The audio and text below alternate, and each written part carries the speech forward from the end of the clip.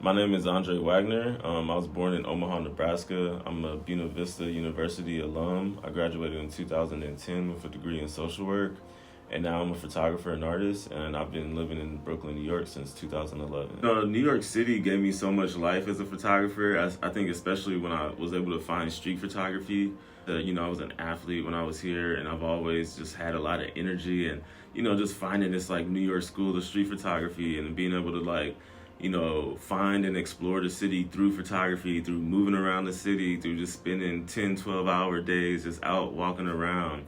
I feel like it was able to, make me feel full in very different ways, from like a physical standpoint, from a curiosity standpoint, from just exploring a new craft. The city just gave me so much, and that's what's so beautiful about New York. It's like so much opportunity. You're meeting people that are constantly inspiring you, and it can be tough, but it can also be rewarding.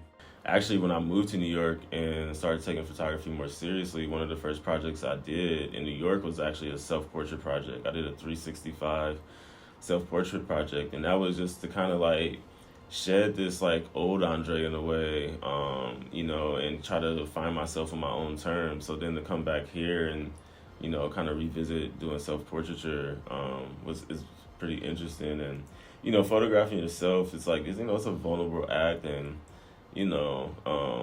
it's just hard to make self-portraits that are compelling, but I just felt like it was the best way to kind of tell the story that I wanted to tell.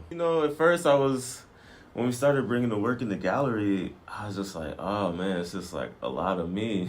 But then once the work got up and it was all done, I felt proud. I went back to the room, and I was like, I feel pretty proud of what I've done, and I feel good. It feels good to have done it. It feels good. It feels good to challenge myself and to work in different ways. I usually work on long-term projects. Just even from a representation standpoint, as a Black man, photographing himself, and just being vulnerable in all of these different aspects, I think, it just opens up the conversations in new ways, or that's at least what I hope. And for me, it just feels very authentic. It feels very true. I feel like, I'm able to just get things out and not just continue to carry it, but face it.